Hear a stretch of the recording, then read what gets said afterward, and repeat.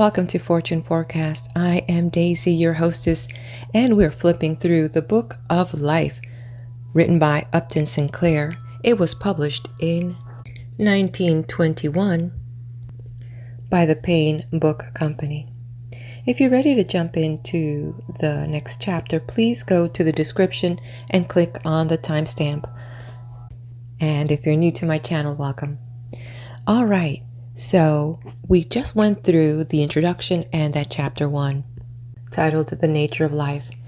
For me, in this first chapter, the author tries to set up the stage with the different beliefs from philosophies to science and religion, and pretty much comes to that conclusion that there is no right or wrong. Everyone seems to be staunch in their own belief. And because of everyone having their own point of view, it seems that there is no real universal answer to this question of what is life. So that is a good basis. When there's so much misinformation or when there is so much contradiction, where is the real answer? We all can look up at the sky and say there's a sky, and we all agree with that, right? So from that point of view, being that there are many opinions, that there isn't one baseline, it really creates a conundrum, so to speak. I am beginning to gather, and from my own experience, that the real truth is inside of each one of us. All right, I'm going to go ahead and move now to chapter 2, The Nature of Faith. Attempts to show what we can prove by our reason and what we know intuitively, what is implied in the process of thinking and without which no thought could be. The primary fact that we know about life is growth. Herbert Spencer has defined this growth, or evolution, in a string of long words which may be summed up to mean the process whereby a number of things which are simple and like one another become different parts of one thing which is complex. If we observe this process in ourselves and the symptoms of it in others, we discover that when it is proceeding successfully, it is accompanied by a sensation of satisfaction, which we call happiness or pleasure. Also, that when it is thwarted or repressed, it is accompanied by a different sensation, which we call pain. Subtle metaphysicians, both inside the churches and out, have set themselves to the task of proving that there must be some other object of life than the continuance of these sensations of pleasure which accompany successful growth. They have proven to their own satisfaction that morality will collapse and human progress come to an end unless we can find some other motive, something more permanent and more stimulating, something higher, as they phrase it. All I can say is that I gave reverent attention to the arguments of these moralists and theologians, and that for many years I believed their doctrines, but I believe them no longer. I interpret the purpose of life to be the continuous unfoldment of its powers, its growth into higher forms, that is, so to say, forms more complex and subtly contrived, capable of more intense and enduring kinds of that satisfaction which is nature's warrant of life.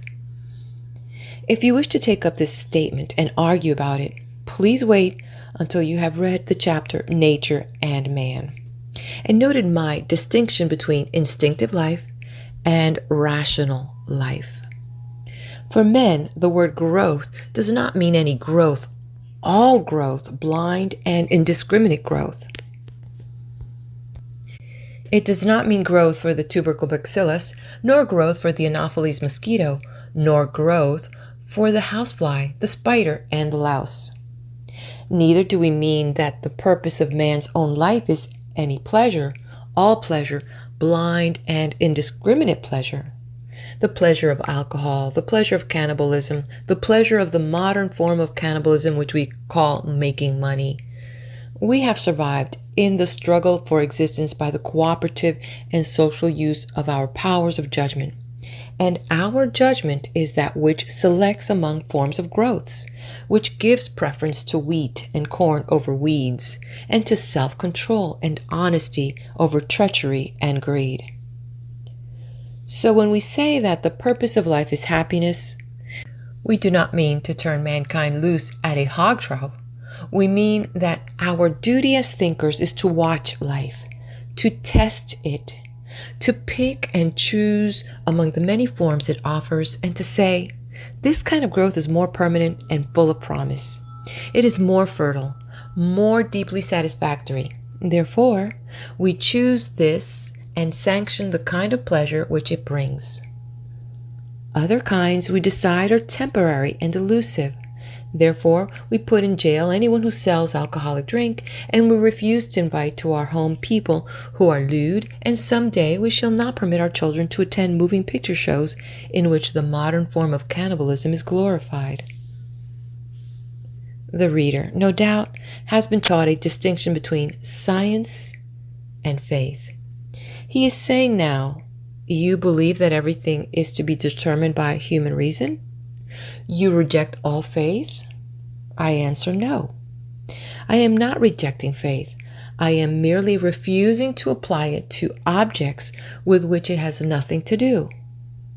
You do not take it as a matter of faith that a package of sugar weighs a pound. You put it on the scales and find out. In other words, you make it a matter of experiment.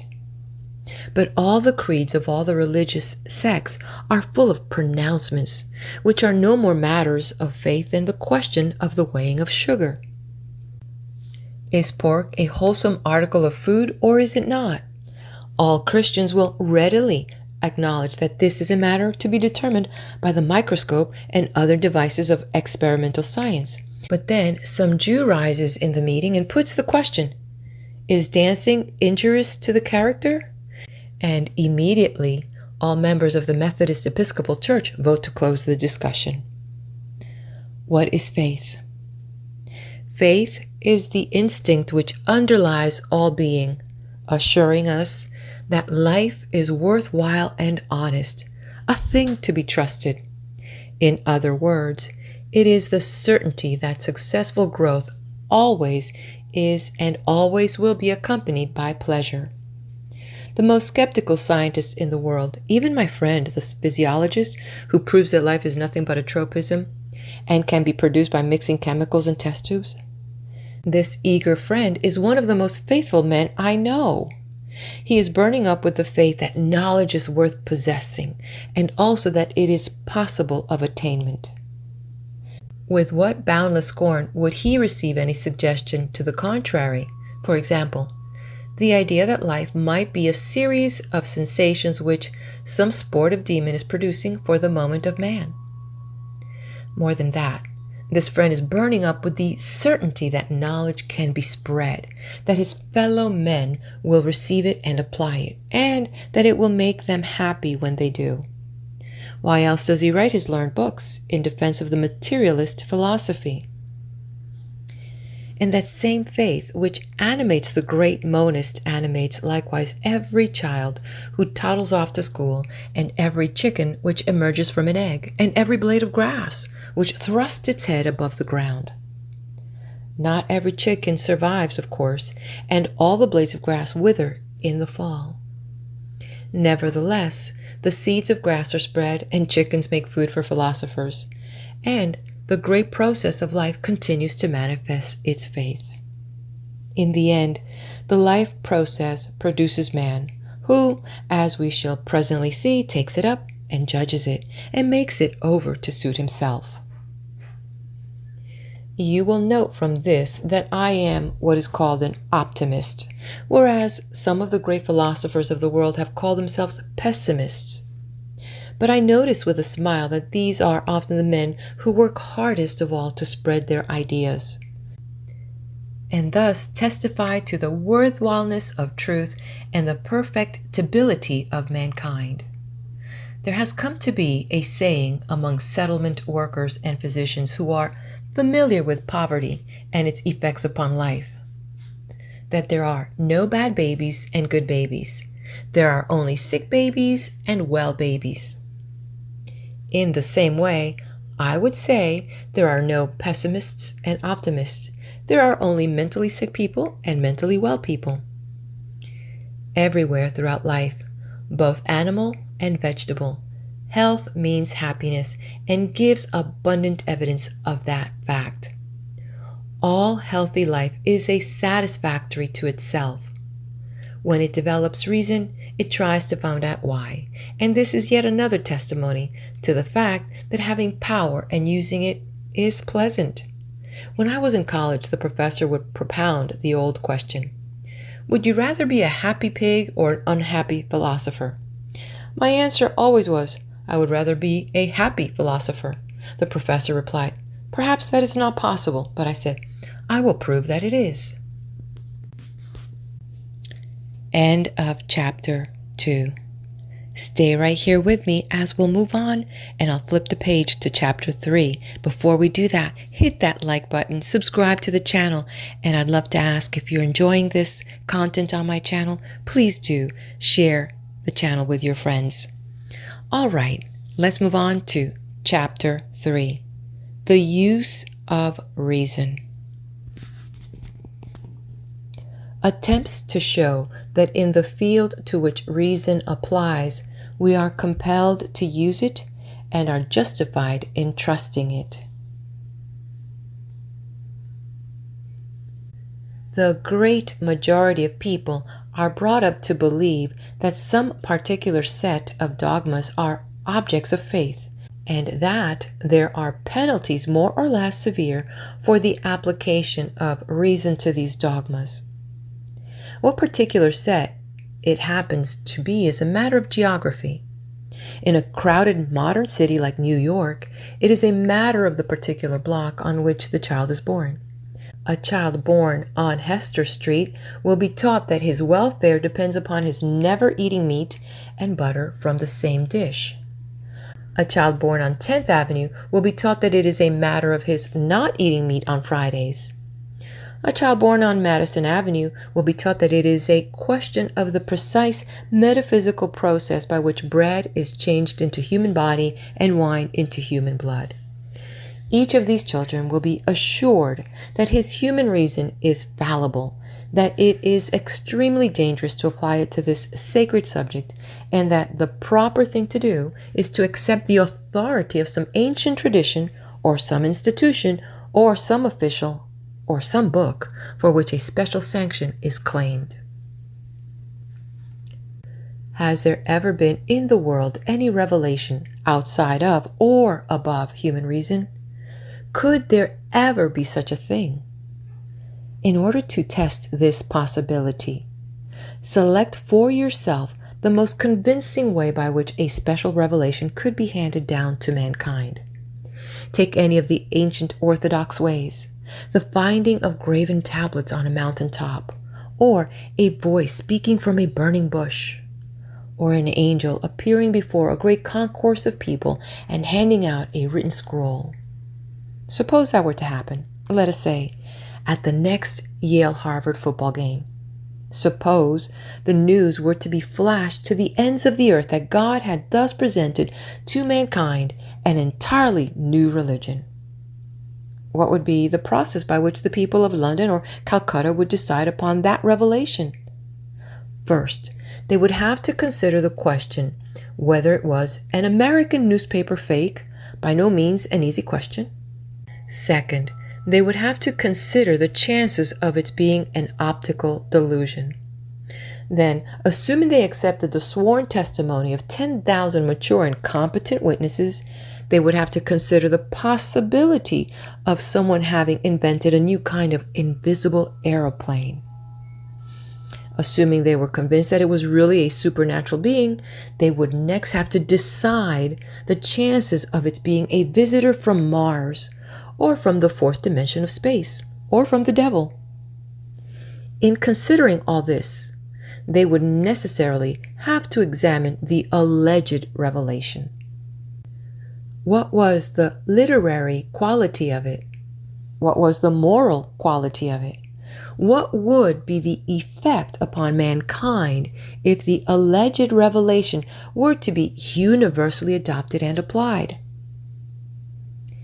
Manifestly, all these are questions for the human reasons, the human judgment. There is no other method of determining them. There would be nothing for any individual person or for men as a whole to do, except to apply their best powers and, as the phrase is, make up their minds about the matter. Reason would be the judge, and the new revelation would be the prisoner at the bar. Humanity might say, "This is a real inspiration. We will submit ourselves to it and follow it, and allow no one from now on to question it."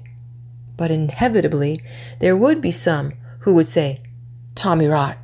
There would be others who would say, "This new revelation isn't working. It is repressing progress. It is stifling the mind." These people would stand up for their convictions. They would become martyrs, and all the world would have to discuss them.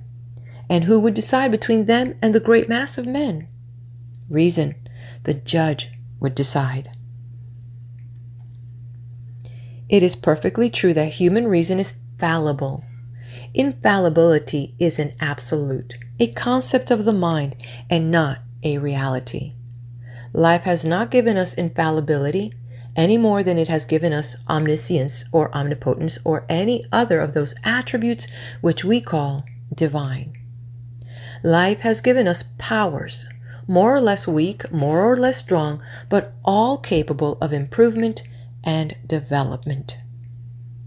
Reason is the tool whereby mankind has won supremacy over the rest of the animal kingdom and is gradually taking control of the forces of nature. It is the best tool we have, and because it is the best, we are driven irresistibly to use it. And how strange that some of us can find no better use for it than to destroy its own self.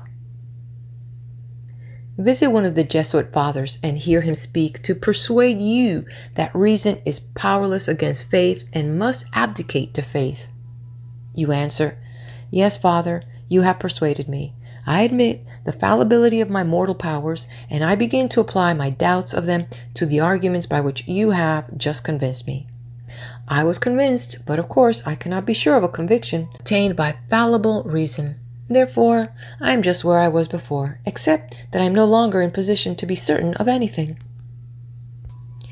You answer in good faith and take up your hat and depart, closing the door of the good Father's study behind you. But stop a moment.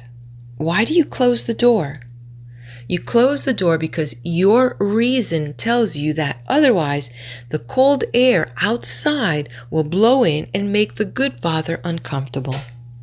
You put your hat on because your reason has not yet been applied to the problem of the cause of baldness. You step out onto the street, and when you hear a sudden noise, you step back onto the curbstone because your reason tells you that an automobile is coming and that on the sidewalk you are safe from it. So you go on, using your reason in a million acts of your life whereby your life is preserved and developed. And if anybody suggested that the fallibility of your reason should cause you to delay in front of an automobile, you would apply your reason to the problem of that person and decide that he was insane. And I say that just as there is insanity in everyday judgments and relationships, so there is insanity in philosophy, metaphysics, and religion. The seed and source of all this kind of insanity being the notion that it is the duty of anybody to believe anything which cannot completely justify itself as reasonable. Nowadays, as ideas are spreading, the champions of dogma are hard put to it, and you will find their minds a muddle of 2 points of view. The Jewish rabbi will strive desperately to think of some hygienic objection to the presence of meat and butter on the same plate. The Catholic priest will tell you that fish is a very wholesome article of food and that anyhow we all eat too much. The Methodist and the Baptist and the Presbyterian will tell you that if men did not rest one day in 7, their health would break down. Thus, they justify faith by reason. and reconcile the conflict between science and theology. Accepting this method, I experiment and learn that it improves my digestion and adds to my working power if I play tennis on Sunday. I follow this indisputably rational form of conduct and find myself in conflict with the faith of the ancient state of Delaware, which obliges me to serve a term in its state prison for having innocently, unwittingly desecrated its day of holiness. If you read Professor Bury's little book, A History of Freedom of Thought, you will discover that there has been a long conflict over the right of men to use their minds. And the victory is not yet. The term free thinker, which ought to be the highest badge a man could wear, is still almost everywhere throughout America a term of vague terror. In the state of California today, there is a criminal syndicalism act which provides a maximum of 14 years in jail for any person who shall write or publish or speak any words expressive of the idea that the United States government should be overthrown in the same way that it was established, that is, by force.